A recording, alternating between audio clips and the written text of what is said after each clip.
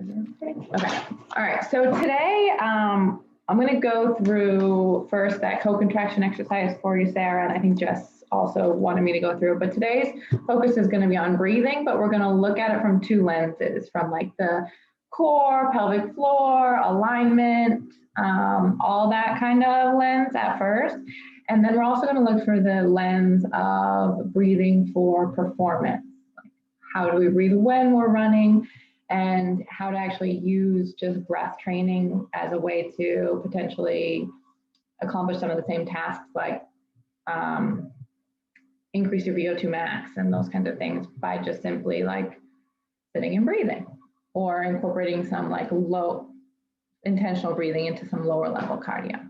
So real quick though, before we get into that, those co-contractions, we're going to spend a whole like lesson talking about the benefits and why we're doing them more towards the end, but just to, and you'll see them actually start working into some of the other exercises too. So I have these in the run warm-up because, and like as we talked about in the master class, we do want some like level of stiffness around the joints as a measure of protecting the joints and also for like efficiently transferring energy. So that's sort of what these co-contractions are. We're practicing moving over almost an isometric contraction of the leg. So the heel is raised, so you have the isometric contraction around the ankle. The knee has a nice bend in it, so the hamstring, and if you want, sometimes it's harder to get the hamstrings working in these. You can kind of imagine pulling backwards on the floor to get the hamstrings in with the quad. All these muscles are working around to balance the knee. And then you're sort of just like stepping over, keeping all of that together. So trying to keep that same bend in the knee, the same angle at your ankle, and moving through hip extension. I'll do this like actually so you can see hip a little bit more. So hopefully most of the movement is coming from here. There'll be some change in the bend of the knee, but trying to minimize that. And moving through hip extension here. Does that make sense? It takes some practice for sure. Okay, that makes more sense though. Yeah. Did you have a question, Karen? Are you? Yeah, I was just going to say, when you're stepping through, are you transferring all of your weight then onto that leg that's moving? Or how much weight are you transferring, I guess? Not all of it, no. Okay. You can land, All right. allow yourself to kind of land though. Okay. Not, like, I could never quite get whether it was more of a, I don't want to say like a tap, because that infers like absolutely no weight transfer whatsoever, but like how much of a. Yeah, no, I want you to like step, I guess. allow yourself to land so that you can like just step back and like completely reset. So don't try to like balance on that leg that whole time. Like reset at the beginning of each one. So that you can that makes sense. And then we'll progress this. You'll see, what week are we in? 3. So starting in week 4 through 8, you'll have like a new level of co-contraction, and then weeks 9 through 12, you have like the next level of this like running warm-up co-contraction. But I definitely notice a difference in my runs when I do them and when I don't. It like just primes the system to be like, okay, I want to maintain some of that level of bend in the knee the whole time, and like letting your muscles work in that eccentric, almost isometric. It's not completely isometric, but close fashion. Were there any other, is that just the main one in the running warm-up you wanted? The rest of them make sense, feel good? I think so. I mean, that bear to down dog thing, I have a lot of, I'm like, it just is it feels hard, but I think it's just because I'm not used to it. And you can just, I do it sometimes. I can send you the Instagram post of a similar version. I like this one because it gives you, with your feet on the wall, gives you another reference to help get the core to work. But like easier version would actually be to do the same flow, but with your hands on like something higher. So I do them in my pre-run warm-up if I'm like outside on my front steps with my hands like on the step above, and do the same flow, just like a little bit easier version. Okay. And a run warm-up in an Instagram post. I can write that down. We have a bunch of, I'll post a couple of different other warm-up examples so you can see how they all kind of go together in the group.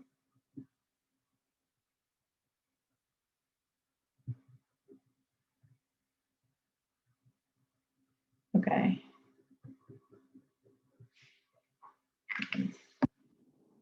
All right, so the two things we'll go through, if you have them, are the like aligning from the inside out, and we'll practice your breathing strategy, and then the breathing for performance one. If you have those, there is a spot to like, you know, circle your breathing strategy and write down a piece of data on the second one. So if you have them, just pull them out. If not, it's not really that big of a deal.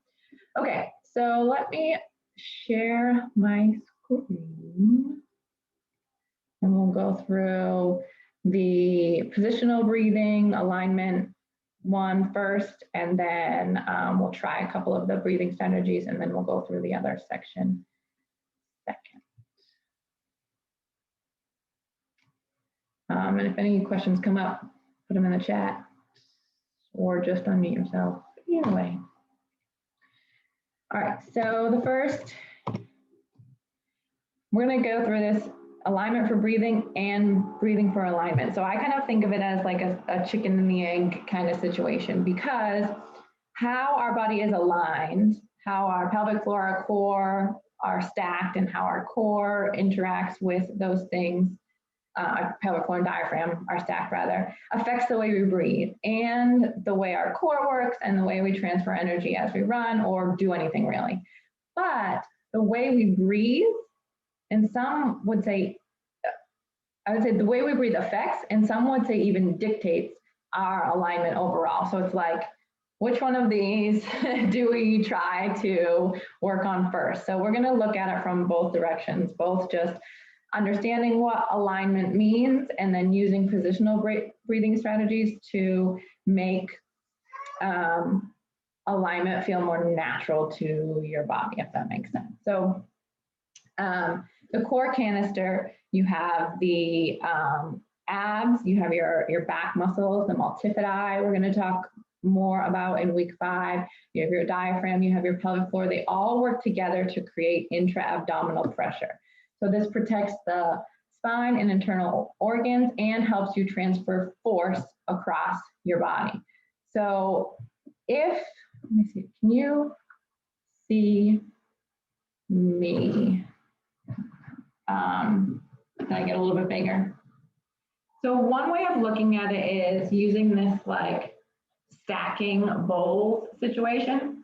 So you have your pelvic floor, which is one of the bowls, and your diaphragm that sits on top. And when you inhale, they both go down. And when you exhale, they both come up. Now, if we're not aligned, this can't happen as freely and easily. So typical, like basic misalignments would be like an anterior tilt, open scissors pattern. They're not, this is obviously a very like extreme way of looking at it, but you know, even just little perturbations of this can make a difference. And sometimes we actually want to play with this. Like we purposely put ourselves in a little bit of this last week with the towel roll, so that those like abs on top that run this way are purposefully elongated, and we can get into these ones around. So this isn't necessarily like bad, always avoid anterior pelvic tilt, but it's definitely not the best way to transfer load, especially like with any activity, but with running in particular, if we're talking about running here. The other way would be if we kind of like tuck our butt, crunch under, roll down, they're misaligned again. So what we're trying to do with alignment of the pelvis And when I say stacked, I'm talking about letting your ribs sit over your pelvis so that all of the muscles of the core are at their like ideal length tension ratio, and these can move together. Now,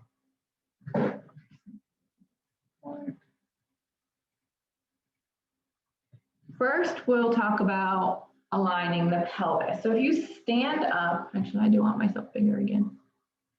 If you stand up and find your like pubic bone with your like fingers and your hip bone with the heel of your hand, you can feel what it means to be an anterior pelvic tilt where that pubic bone is behind your hip bone. And you can feel what it means to be in a posterior pelvic tilt where you kind of like clench your glutes, shift forward into your weight, and your pubic bone is in front of your hip bone. For a good stack, we want to find neutral. So one directly above and below the other. That's the start there. And then we can integrate it with the rest of the body. So the full postural cues are unlock your knees. So a tendency would be to, lock your knees out and kind of sit in your joints. It's a easier way on your muscles to hang out because it doesn't take as much work, but it's not the best for your body. So unlock those knees, and then I say do the Tin Man. So feel where the pressure is in your feet. Is it in the heels? Is it more on the outsides, more on the insides, more in your toes? And just with the slight bend in your knees, kind of move your body like Tin Man to see if you can even out the pressure in your feet. And we're going to dive way into feet next week. So this is just the beginning of finding that even pressure in your feet. But see if you can get close to a tripod foot. So you can feel the weight in your heels. You can feel the weight in the ball of your foot below your pinky toe and in the ball of your foot below your big toe. And you may notice that naturally you feel weight in one place more than the other. I definitely feel more weight in my heels and on the outside of my feet. But see if you can get as close to neutral there as possible, close to tripod foot. Find your neutral pelvis. And then once you have that, you can place your hand on your pelvis and your hand on your ribs and find that stack. So you want you don't want it to be flared chest up. Usually when you take care of the pelvis, this somewhat takes care of itself. But we don't want to flare our ribs up, but we also don't want to like come down from the top and crunch down to stack. So think more ribs coming in versus ribs coming down, okay? And then just perk up. So it's not the like shoulders back, chest out, stomach in posture. It's neutral pelvis, ribs on top, and then just relax and ever so like perk up like your kid's getting into trouble behind you and you're trying to listen, but you don't want them to know that you're turning around and listening, kind of a thing. So here, just find it, breathe, feel comfortable here. You're not like rigid soldier. You're just comfortably, your core is doing a little bit of work to hold you here, but you can breathe and you can relax in that position. What we don't want to cue is suck that belly button in. Because what sucking the belly button in does, we have our stacked bowls, we create like a cinch point almost in the middle. That belly button comes and sucks in, there's like something in the way of these two pieces talking to each other essentially. So we definitely don't want a belly button sucked in, neutral pelvis, ribs on top, and get comfortable and breathe. So as I mentioned, so that's the like ideal alignment. I don't even know if I like the word ideal, but we're going to be able to get comfortable in that aligned position. And we also need to be able to move freely in and out of it. There are times when we want, like I said, that anterior pelvic tilt. There are times that we want that posterior pelvic tilt, but we need to be able to move freely between. So the way that we breathe also affects our alignment. So we are working on breathing with our diaphragm. That's our deep breathing. So deep breathing using the diaphragm contracts down, the pelvic floor relaxes down, we expand into our belly, our sides, and our back. This is ideal for the diaphragm core pelvic floor, but it's also really great for stimulating. Your vagus nerve sits right in by your diaphragm. It's stimulating, breathing that way stimulates your vagus nerve, calms you down with that stimulating that parasympathetic nervous system. So there's a reason why, other than just simply focusing on your breath, that being told to breathe deeply is used to help calm you down. But when you breathe deeply, oftentimes what I see when someone is told to take a deep breath, they go like, that's what I call a shallow breath. Even though you're breathing in a lot, it's shallow, it's not going down. So it's using shoulder muscles, neck muscles. When you do it, often the ribs flare up and in, like really desperately trying to get the air out. This is an example of what I mean by the way we breathe affects our alignment. Taking in an inhale, forcing it like this repeatedly all the time is part of why we develop those kind of open scissors patterns. Makes the ribs flare out.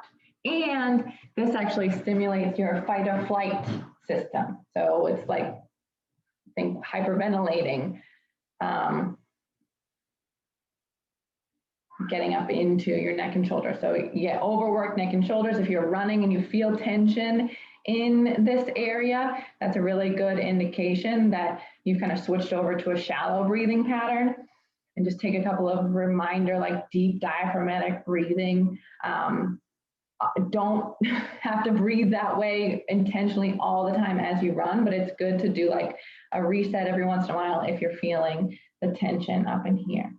There's also, and I know Sarah, you probably have heard about this from the other course, but there's also what's called a paradoxical breathing pattern, which instead of expanding out on the inhale, you take an inhale and you're like, suck in. So I find that, people don't breathe like that all the time, but can fall into that pattern with certain movements. Like myself, I would always notice I fall into that pattern when I do like bridges, like it's like that sucking in the belly button cue, maybe I reinforced a long time ago. So we want diaphragm down, expansion 360 degrees, belly, sides, and back. We also don't want it all belly. That's why we're doing some of these exercises where we're holding the tension in our abs and allowing the expansion to happen other places, so that it gives you a little bit more of like an even expansion all the way around. So breathing affects so much more than just the air intake. We just talked about how it may affect your alignment. By activating the core, it helps relax the hip flexor muscles. Your psoas, in particular, are their hip flexor muscle that also is a spinal stabilizer. So when the core is not really working together with the pelvic floor and the diaphragm, that psoas is going to kick in and take over. So activating the core with diaphragmatic breathing helps relax the hip flexors. It can decrease that neck, back pain, SI joint pain, like all of those things are tied to how well our canister is working together. It naturally strengthens the pelvic floor, improves range of motion in your thoracic spine, right? Because now when I'm breathing down, I'm expanding into my sides and back. We're kind of like thinking about it sort of as stretching from the inside. We're creating tension and we're creating tone in the pelvic floor and the core where we need it, but we're also expanding into the ribs and into the back for mobility, which is super important when we run. We need to be able to rotate and move through the thoracic spine as a counterbalance to every single step. And so you'll start seeing over the next couple of weeks, we're going to work in the upper body exercises, a lot more rotation and breathing to cue that piece there. And then again, stimulates the vagus nerve for the parasympathetic system. So I did want to actually real quick address here the conversation in the group about how I mentioned like meditation as a good way of getting out of your head. And there are a few of you, including me, that don't love the idea of meditating because it just doesn't, like, it's another thing you have to do and doesn't really feel good. Meditation can be a lot of things, but the key piece is breathing. So whether that's just like taking the time to notice your breath and check in with your body a couple of times throughout the day, or we're going to talk about like using rhythmic breathing on your running. I find running to be very like meditative, like a moving meditation, but breathing is a really huge part of that because of this like stimulating the vagus nerve. We need to like turn off that fight or flight mechanism for meditation to be even possible. And also we need to like not live in our heads and allow things to just flow in and out and not judge our thoughts and all those kind of things. So I struggled with meditation from the perspective of like, what am I supposed to be thinking about?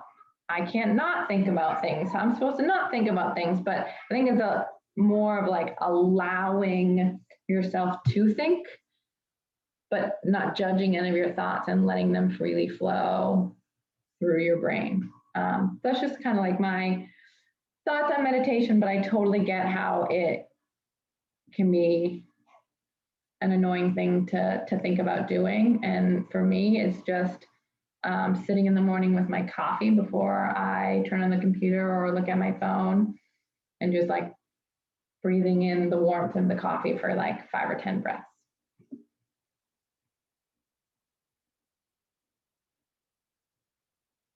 I like that. Yes. Gently redirect the puppy. Yeah. Cause you want to, I think the idea is that it's like, you let it flow and you can't judge it, but you can kind of acknowledge, redirect, move on and that kind of thing. But I think a huge part of it is just giving yourself time to breathe, like literally just that.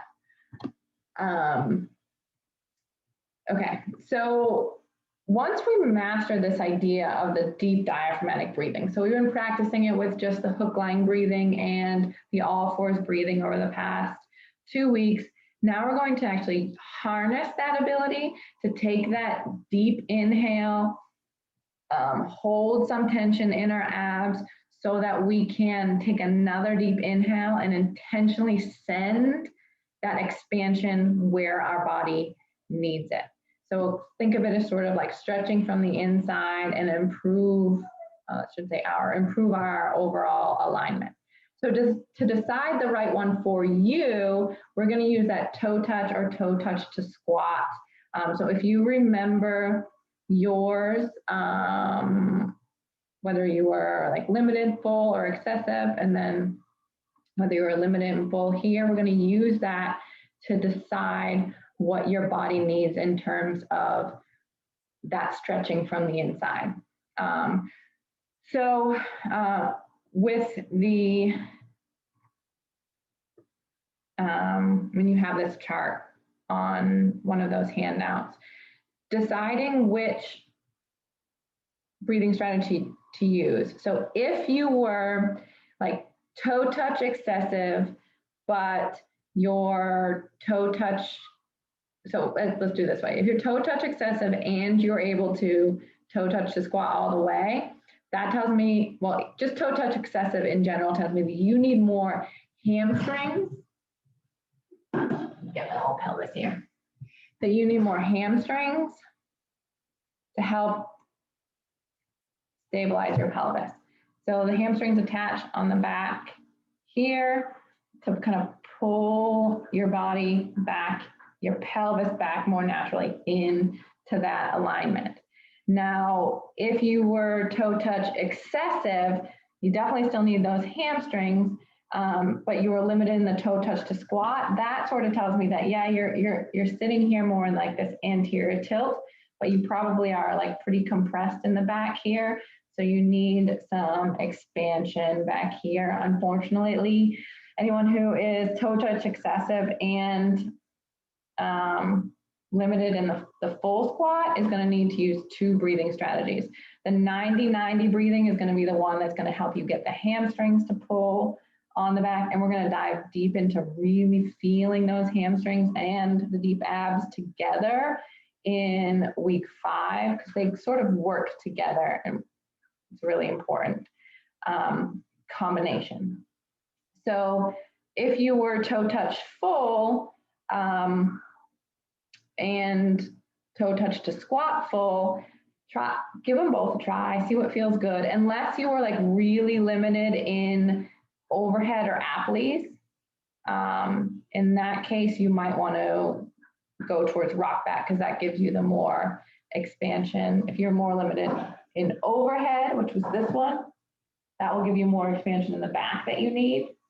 If you were limited in applies, which is this one, you're going to want more expansion here. So you could do the 90-90. And I don't know if how much you guys have looked at all of these yet. We're going to go through all of them and feel them in a minute. But you could do the 90-90 just with your arms out to the side. And actually, you do want to breathe into your chest and get some expansion here in that positional breathing strategy, not all the time. If you are like limited in your toe touch, that probably means, it could mean that you have tight hamstrings, but it usually doesn't. It means potentially that the hamstrings are just like already in a lengthened position, and you're lacking the stability around here for them to feel like comfortable lengthening even more. So they just are not going to let go, because sometimes muscles letting go is not the muscles being short, which is tight. It's actually them not like part of your brain telling that's not a safe movement and holding on and feeling tight. So even if you couldn't touch your toes, it may not be a hamstring issue.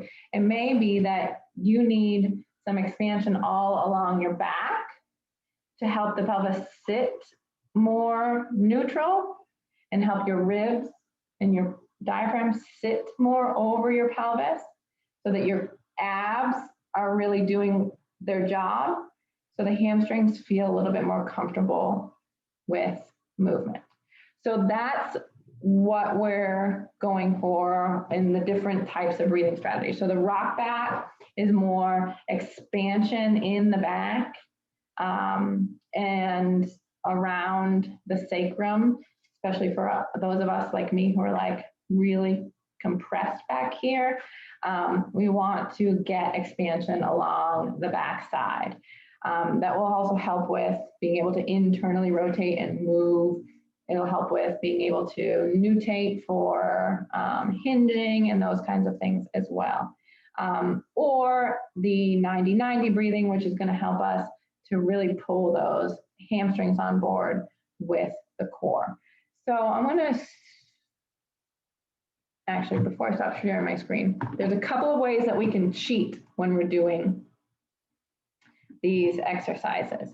So I mentioned this a couple of times before, but we can cheat by, so when we exhale, let's almost think about pulling the ribs down, using the core from the inside. We can cheat that by like trying to crunch it down. So that's something to be really careful of. I know there are a few of you who we've decided are like ab gripping over using these. If you are someone who does that and has a hard time with not doing this like little cheat, we can adapt the rock back breathing as well. So we'll talk about this over the next couple of weeks, but if you're finding like you don't feel your deep abs when you do that breathing, we might need to do some adaptations, and I'll show you an example when we practice them in a minute. And then just an adaptation, like if we're trying to get out of an anterior pelvic tilt, a lot of times we'll see just like a butt clench and pull forward. We want to use hamstrings to tilt the pelvis and keep the glutes loose. So we'll play with those in the exercises, but I just wanted to kind of highlight those ways of cheating. And then again, I said, I'm going to try to say this every time because I think it's super important. We need to make sure we let it go. We don't want to hold this tension all the time. Our muscles, our pelvic floor, our core, every muscle in your body needs to be able to relax, to contract. Like you're not going to ever get a strong bicep if you're holding it like this all the time. I mean, we don't really do a ton of bicep curls in this mentorship, but this is just an easy muscle to think about it, right? We go all the way down and all the way back up to actually strengthen the muscle. Think about releasing the core, not sucking it in, just noticing throughout the day if and when you're holding tension. Go to that deep breath as a reminder to let it all go. And this goes for, I know we're practicing that like core bracing with some pretty basic moves, but we don't want to over brace all the time in life and even in workouts. So it's a very different thing to bend over and pick up like a pencil off the floor. We don't need to really worry about like, how am I breathing? Bring the ribs down, bring the core, like pick up the pencil, right? We don't want to do that. But if we're picking up a heavy weight or a heavy toddler, maybe it is important to take that extra beat and pay attention to our alignment and our breathing and all of those things. You don't have to get in your head about moving like a robot like all the time, but when we're doing things where it requires transferring heavy loads, and toddlers are heavy loads, especially when they're like kicking and screaming, it's something to think about. All right, so let's practice the 3 different ones. I'm gonna unshare, stop share. And then you guys, what was your toe touch and toe touch to squat? I was limited. In both? Yeah. I'm gonna try to keep a note of everybody, so when you guys ask me questions in the group, I don't have to be like, were you? Okay, and then Sarah, what was yours? I was full for both. Full for both, okay. Well, then we have a reason to practice both. Okay, so let's practice. And so, what about let's just do, I wasn't planning on getting into a bunch of athletes and overhead reach, but it does kind of play into making the decision here. So what were your overhead and athletes? So my overhead was limited and it was bilaterally. And then my athletes was full. Okay. Though you mentioned something about when you do it, whether your shoulder blades kind of stuck out a little bit. And I kind of do, but not excessively. Like, I don't know what is considered appropriate amount. It's something to sort of pay attention to.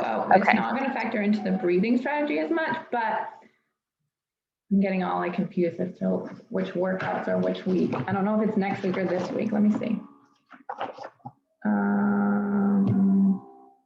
If you do the bonus day workouts this week, if you're not doing the bonus day workouts, it'll show up in the workouts next week. There's this is a specific serratus exercise, and serratus is the muscle that holds this shoulder blade down to your I can't think ribs, that's the word I'm looking for. So that's a really good exercise for winging. It's a good exercise for everybody, but it will, because when you're winging, it just tells me that your serratus anterior isn't really 100% doing its job.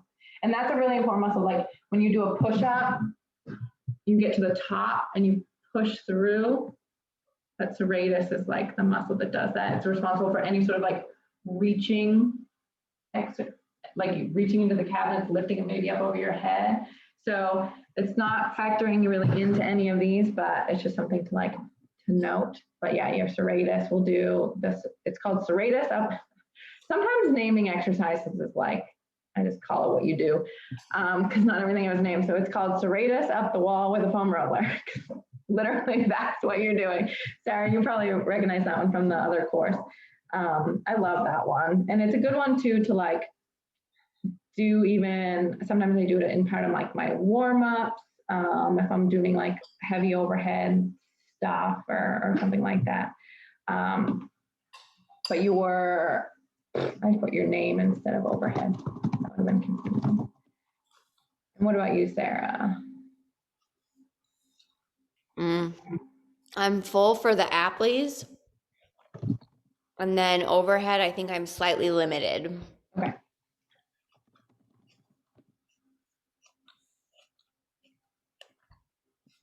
Yeah, and that makes sense to me because of that pain you're feeling. I think that you have some compression or restriction and movement in your spine in the back on the left.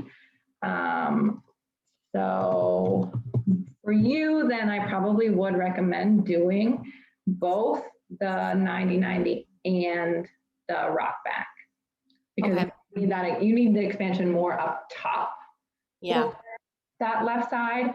And were you limited on both or just the left when you did the overhead?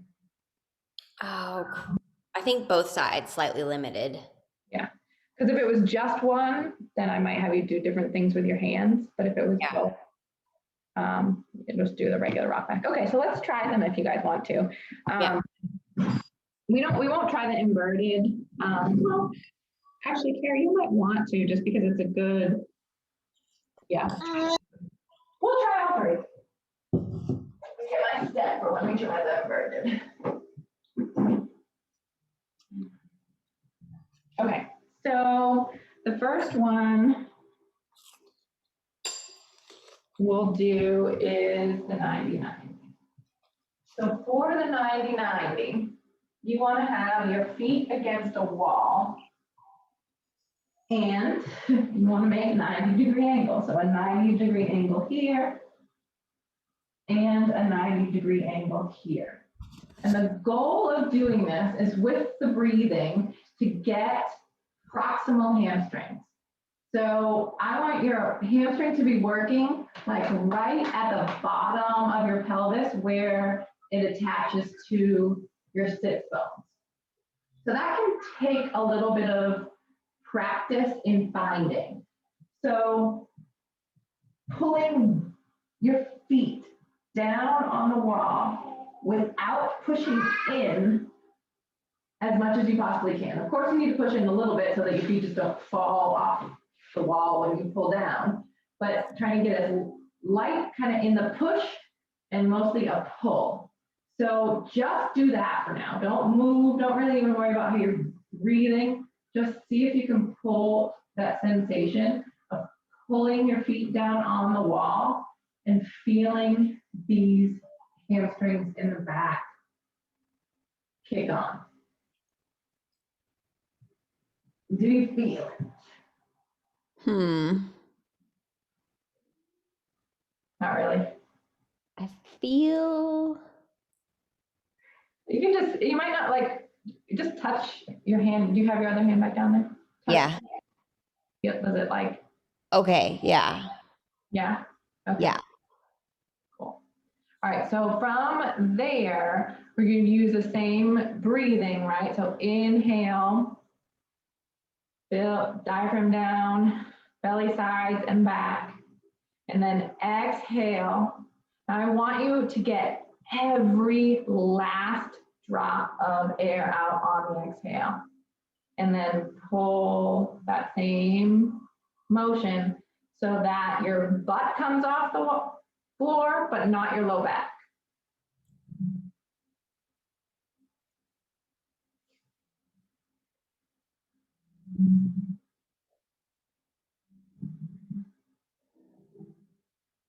Every last drop of air, like almost to the point where it makes you cough. Hold on. My floor is too slippery.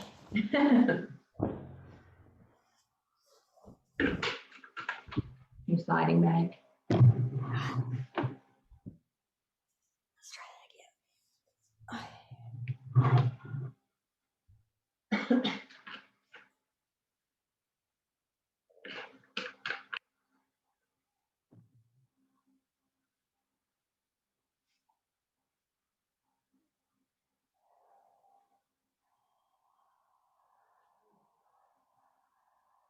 Once you get your butt off the ground,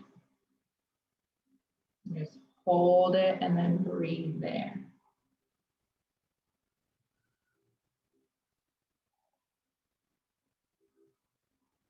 Give me like 4 or 5 breaths.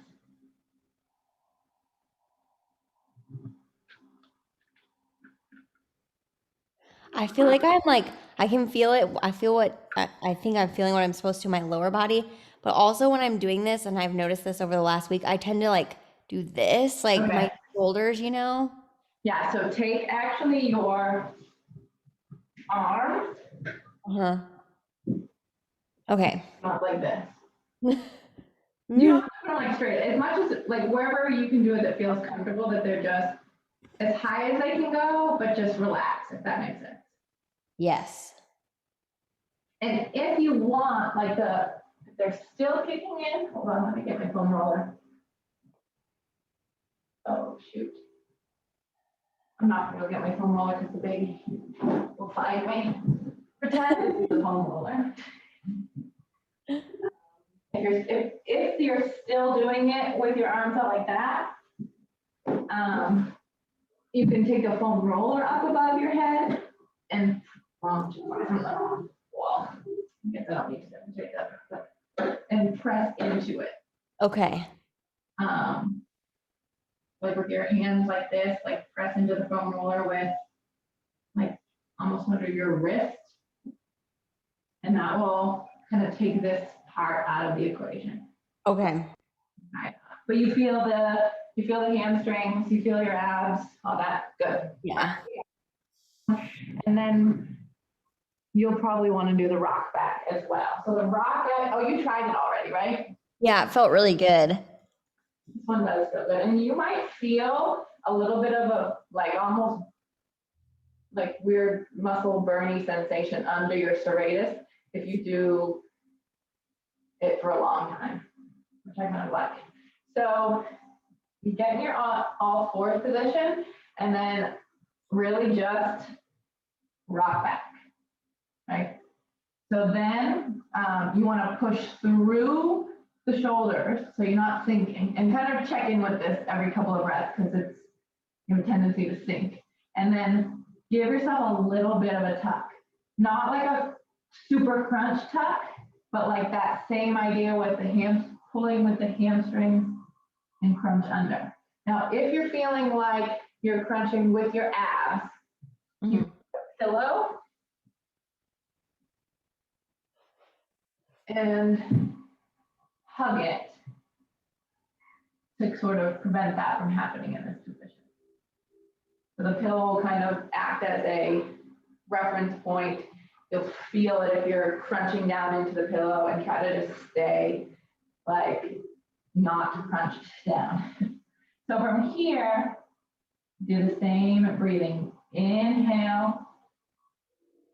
Keep your gaze like at your fingertips. Don't look in. Exhale. All the air out, every last sip. Hold some of that tension. Keep pushing through the elbows. Don't sink to the shoulder blades.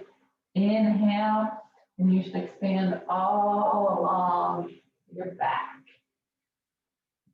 I'm gonna watch you guys do this one. So is it like more like? Yeah, can you tuck at your, go move a little bit more forward, like like with your body, not. Oh, like this? Move everything, like your elbows up a little bit more forward. Yeah. And now give yourself a little bit more of a tuck of your pelvis. Yeah. And then do it there. Okay. You might want to squeeze like a pillow even. That might help you get that little bit of a tuck without making it more of a crunch from the top.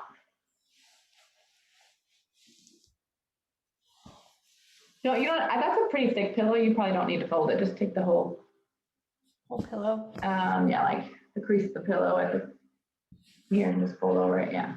Okay. And then elbows in a little bit more this way. Yeah. Now push through your, and then breathe.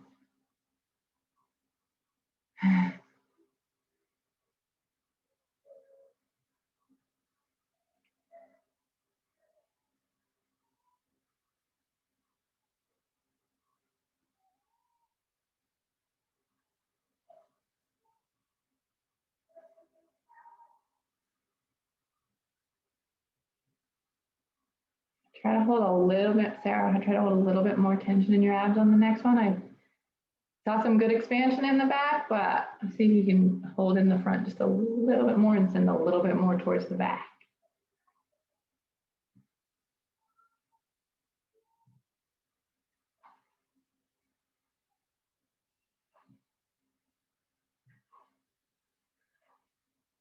From this angle, Carrie, it's not quite as easy for me to see if you're getting an expansion, but I see it a little bit. How does it feel? The pillow is nice. The pillow's nice? How does it feel, Carrie?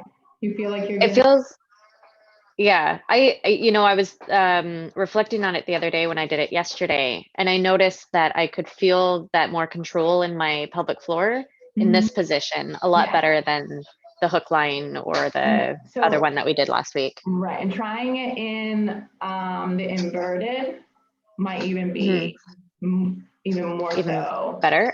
Oh, okay. Okay. Yeah, I only tried this one. Yeah, you don't necessarily need to do inverted because of like, I who like were limited in both Apley's and overhead reach, but also it's really just good for that control of the pelvic floor. So for the inverted, all you would do is just like, you could take couch cushions, you could take like, I mean, I use the step, but I also have taken like cushions off of my couch, and just do the exact same thing, but you have like a little bit of an inversion. So you're like using gravity to your advantage in allowing yourself to like not have to fight against gravity for that gentle relaxing of the pelvic floor. Try a couple of those. I should have had you do your toe touch to Carrie beforehand to see if it made any difference.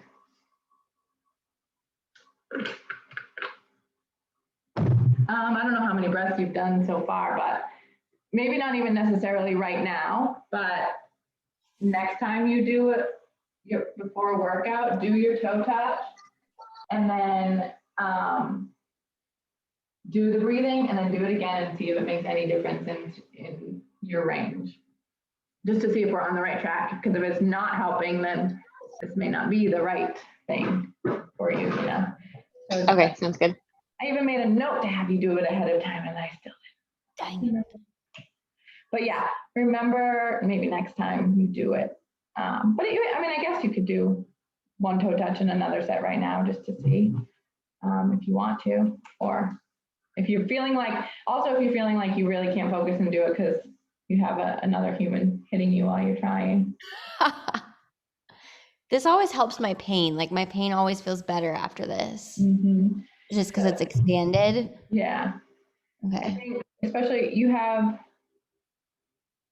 been having really any SI pain. So you're talking about the upper back pain. Yeah. I think that over time it will help for you. Like at first, won't stick at first, but over time of doing it, eventually it will start to stick. And so we'll redo some of these assessments because you may not necessarily need to do the same breathing strategy all the time. And then a lot of times people who are limited in their toe touch or toe touch to squat, once we create that expansion, we want to go after more hamstrings now to really get that stability. But we need to get that orientation first and then the tilt after. Do you guys have any questions about those before? And like there's all the videos walk you through doing each of those. I just wanted to give you the reasoning behind why I'm having you do which one. And if you are watching the recording and you're not sure which one to use, just post in the group. Let me know what your toe touch to squat, overhead, and Aplys were. And if you were asymmetric on either of those, overhead or Aplys, and I can just tell you what to do for those of you who are not here. All right, so let's talk next piece of this, which is, where are my slides?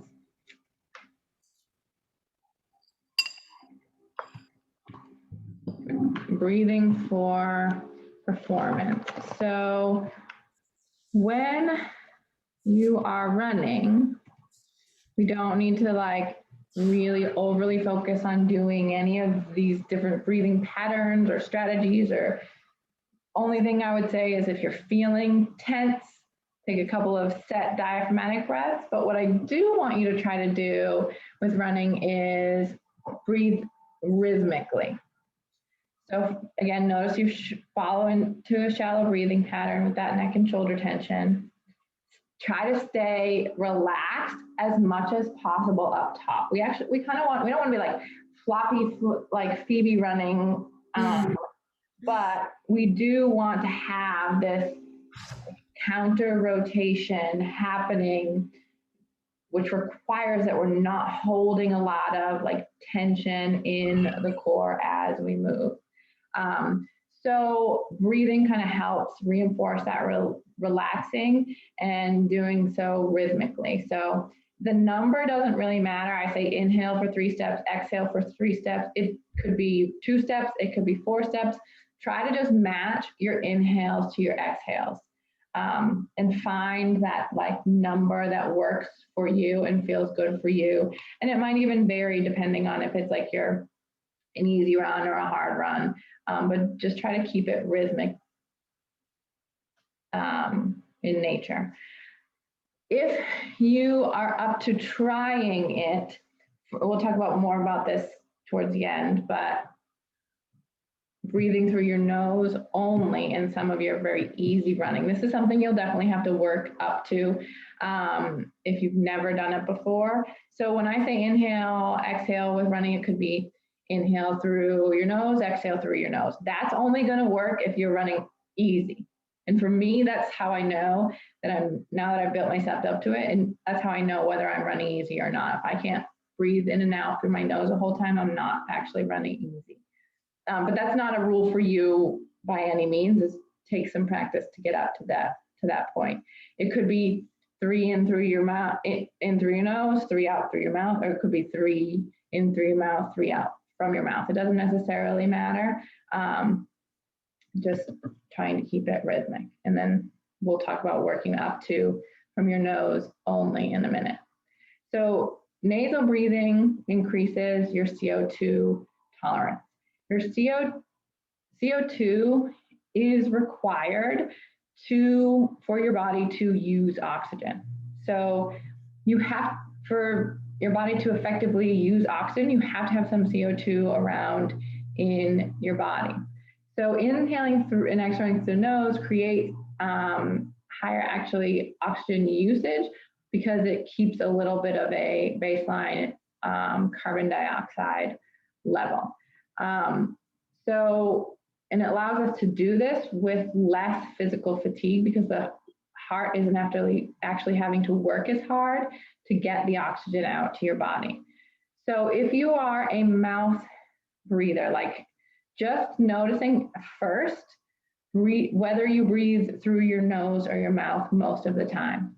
So I would just suggest practicing nasal breathing at rest. If you're sitting and like reading or nursing your baby, this is when I pay the most attention to it. I'm just sitting and nursing. Where am I breathing? Am I breathing from my nose or am I breathing from my mouth? And then working up to practicing it while walking, maybe just 5 minutes at first. Leisurely walk, low heart rate. See if you can breathe in and out of your nose the whole time. If that's tolerable, then attempt to walk, jog, well, you slowly and kind of iterate up to there. And then when you're ready to maybe try it even on like a super easy run. I don't do this with like any run that's paced. I don't do it with any run that's, I haven't attempted it for longer than 5 miles, but it really does help me, one, make sure I actually run at an easy pace because I'm really bad at that. I tend to just like try to run fast all the time, but also it improves your tolerance to CO2, leads to greater heart rate variability, and then, which is an important performance factor, it increases your VO2 max. So, you know, I don't know what the like number it has on your performance because it depends on where you're starting from. But like we're talking about doing these track workouts to boost your VO2 max, when potentially you could sit and breathe from your nose and boost your VO2 max. So it's also, you know, helps you breathe with your diaphragm, calm your nervous system, all that good stuff. So the first is just starting with awareness. If you notice you're breathing out of your mouth and not your nose, close your mouth, bring your tongue to the roof of your mouth and breathe through your nose. I would also encourage you to notice if you breathe through your mouth or your nose when you're sleeping. I didn't know this at the time, but the more and more I research about it, when I was pregnant with William, I was just stuffed up all the time. Like no matter what I did, I could not breathe out of my nose while I was sleeping. And I had the worst pregnancy insomnia. It wasn't, before I was even uncomfortable, I couldn't sleep. And now reflecting back on it, what I know about nasal breathing and CO2 tolerance and stimulating the nervous system into that like sleep mode, I really do think there was a correlation between the fact that I wasn't breathing through that I wasn't breathing through my mouth at all. I mean, I wasn't breathing through my nose. So first, just start with it during times where you're just sitting and pay attention and just practice breathing through your nose. The second piece would be to actually practice some more higher level CO2 tolerance stuff. So starting with a CO2 tolerance test, what you do is you'll do 2 to 3 second breaths through the nose only. So you'll inhale 2 to 3 seconds, exhale 2 to 3 seconds. Inhale 2 to 3 seconds, exhale 2 to 3 seconds. 3 total breaths. And then on that 4th breath, take as big an inhale as you can through the nose. Still trying not to like this kind of breathe. Full deep breath. And then still through the nose, long, slow as you can, continuous exhale, and time how long that takes. Ideally, you want to be able to exhale for at least 30 seconds. If you have that exhale and it's under 30 seconds, doing this box breathing can help you improve your CO2 tolerance. And so that's one way of testing it. So how long can you slowly let out that exhale? Improving your CO2 tolerance could improve your VO2 max, the way your heart uses oxygen, the decrease the actual stress on your heart with more intense exercise.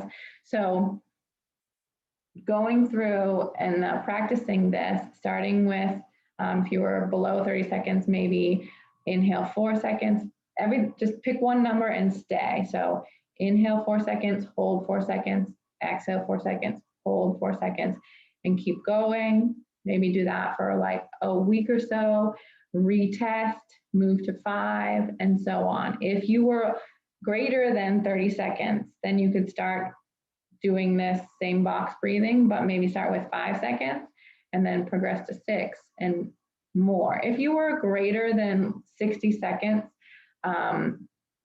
it may be more like diminishing returns, like you might not get as much return on your practice for this. I mean, I'm still sitting, I definitely could use more practice with this. I'll just go ahead and say that. I'm still having a hard time breaking like 35, 40 seconds in this, and I've been practicing it for a while. So some people are just more natural at it and some are not, but I think we can all benefit from this practice. So at the end, there's a link to a website with like a bunch of different like breathing exercises and other different tests you can do to play with and dive into this a little bit more deeply. Then the next level, and I would say I might not even think about attempting this on a run until you can get up to that at least 30 second.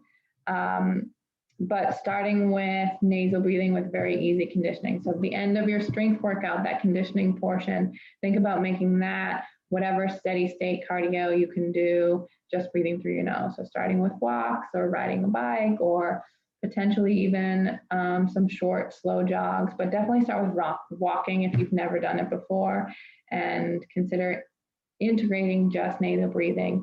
And if you want to be like super weird like me, I actually, I found that, here's my tricks with this. I get wicked into my head about it. Like, well, real quick, I'll just show you I'll put this link in the email. For more, you can go, this site has tons of videos, they have programs you can buy, but they have tons of different tools and exercises to do that are free that you can start with. Anyway, so if you're interested in trying this, I'm just gonna like warn you if you've never, I got really in my head about it when I first tried it with running. Like walking, it was okay. It felt weird because some people, like I said, some people just are you naturally more of a mouth or a nose breather with exercise? I'm more of a inhale through the nose, exhale through the mouth. Okay. So kind of a mix, but yeah. That's better than I was. I like all mouth. So it's taken a lot of practice, but I had a hard time. Like I just felt like I was suffocating, even though I know that I wasn't. So I had to make sure I did it with music and like have all like the mental distractions. But I definitely feel a lot more comfortable with it now. And I think it has like improved my cardiovascular fitness overall.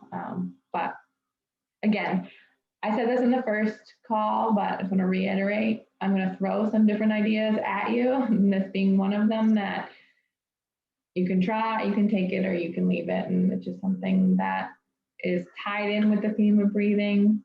So I wanted to throw it out there in case you guys want to try it.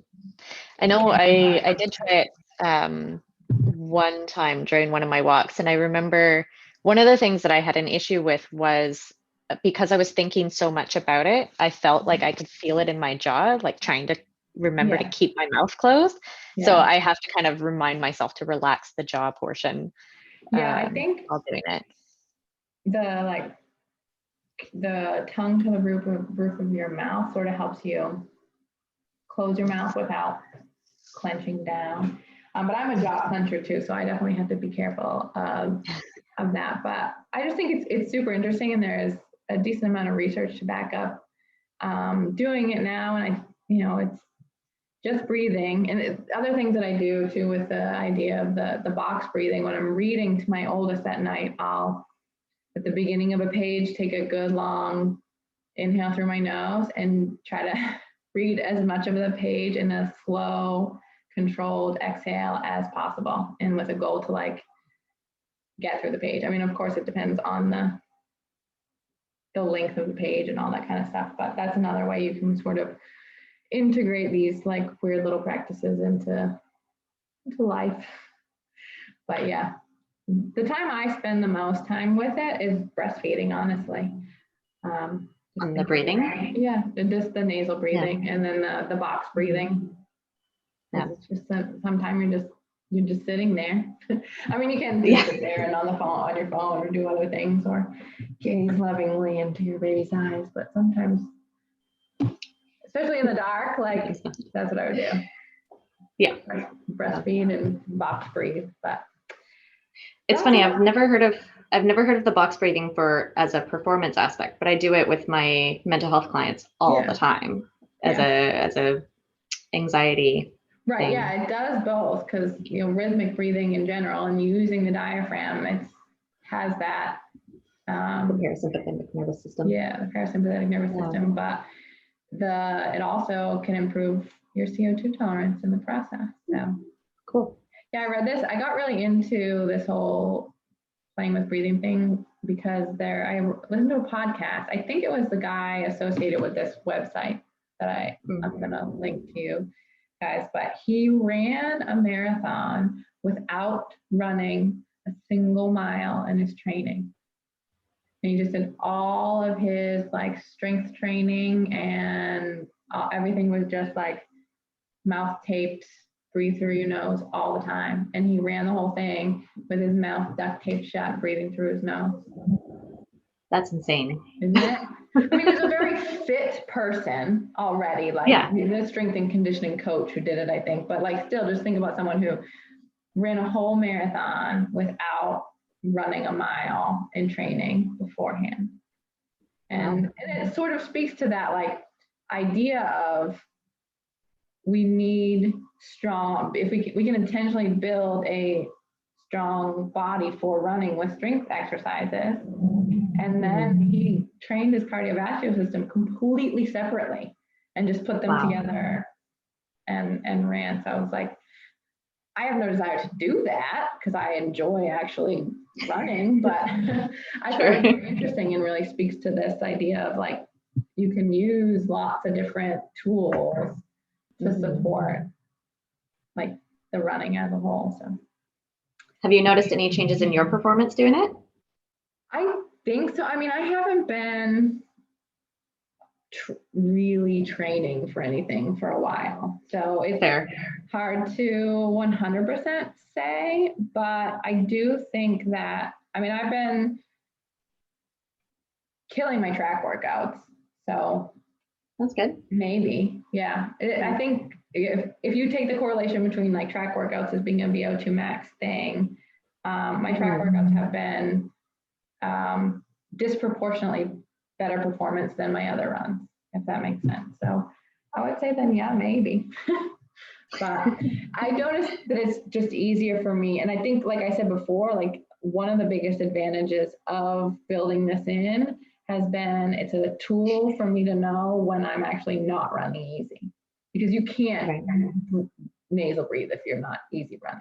There's this website Shift talks about like you have different gears, and like first gear is nasal breathing only, and then second gear is like in through your nose, out through your mouth. That might be something you do like tempo, moderate pace running, and then like highest gear, like maximum oxygen intake would be like big breaths in through your mouth. And that's what you would need to go through something like a track workout. So you can actually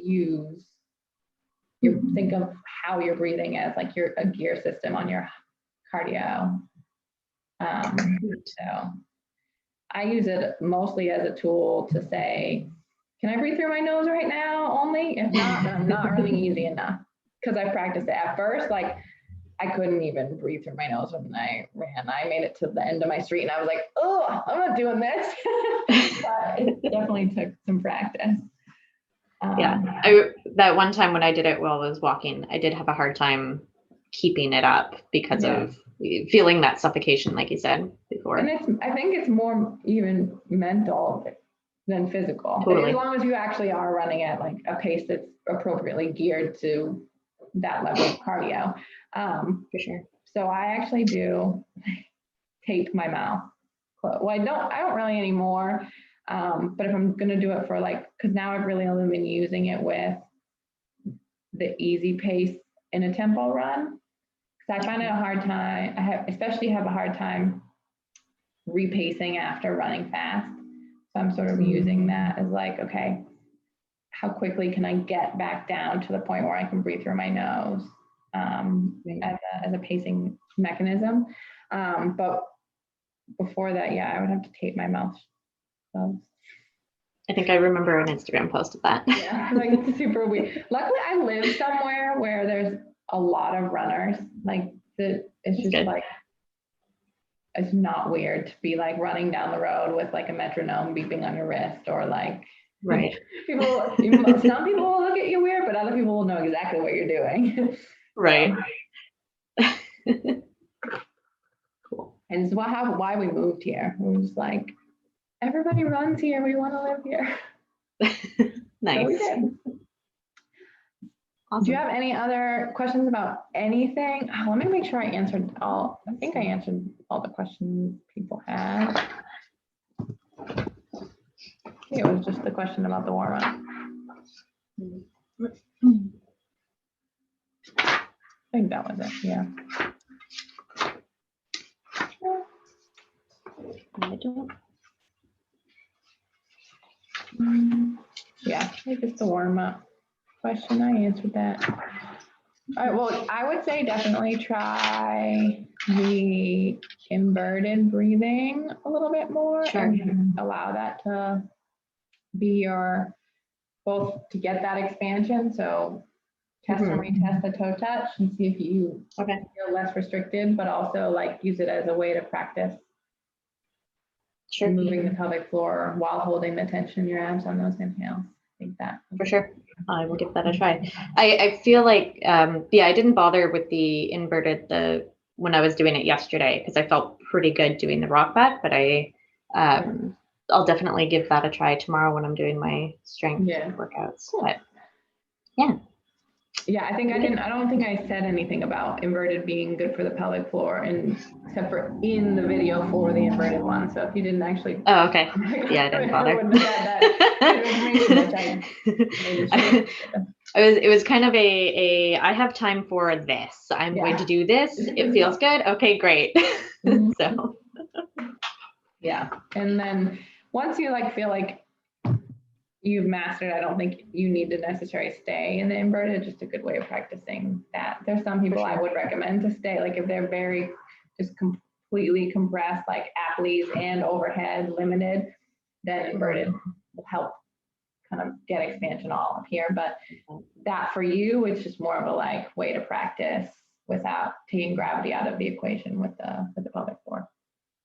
Okay, sounds good. Right. Well, I'll see you in online world. Yes. And see you next week. I'm so excited for you and next week because it's the foot and the pelvic floor. It's gonna be so good. Yes. I'm always blown away by everything that I'm learning so far because I'm like, that makes sense for this, and that makes sense for that, and all the little pieces are coming together. And though there is a part of it that's kind of like, all the pieces are coming together, I was doomed from the start. Well, I didn't know you were a dancer until your post, but that it does. Yeah. And I actually had a call with another. It comes up a lot. It must be just because I talk about running and pelvic floor, and then people come to me because dancers struggle with it. And I was a gymnast, so I had a similar struggle. She was like, that makes so much sense. Nobody has made the connection between me being a dancer and running before, but now that you said that, how did I not know this? Talks about it.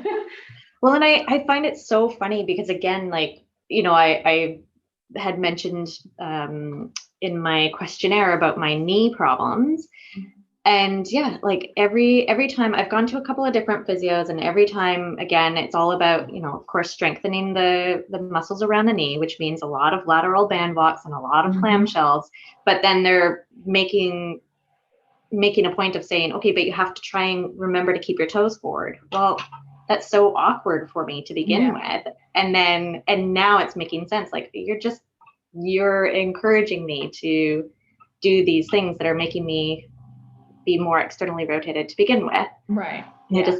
You can't point your toes forward, and I mean, I guess you could, but it's a lot harder to point. Even if you are pointing your toes forward in a lateral band walk, you're still externally rotating at, up the chain. But I'll say about that. But yeah, we'll dive way more into the feet next week, and then I'll touch on the pelvic floor.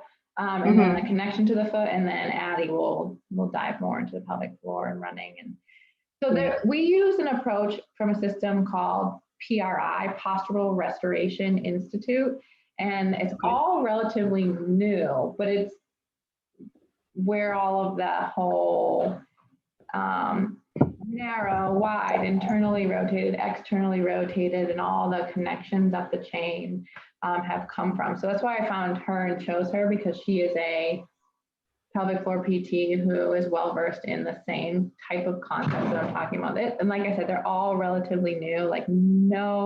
There are very few people practicing PRI stuff, especially at the level where it's like integrating in with sports versus just like lay on the table PT type stuff. So I think it can make some pretty big changes in the sports world. We just gotta keep pushing for stop telling people to do blanket lateral band walks. But yeah. All right. Well, I'm looking forward to it. Children are at my door, so I will see. Should let you go. Yeah, mine. I just put them down for a nap, so I'm like, okay, I gotta maximize my time now. All right, we will chat with you later then. All right, bye. Bye.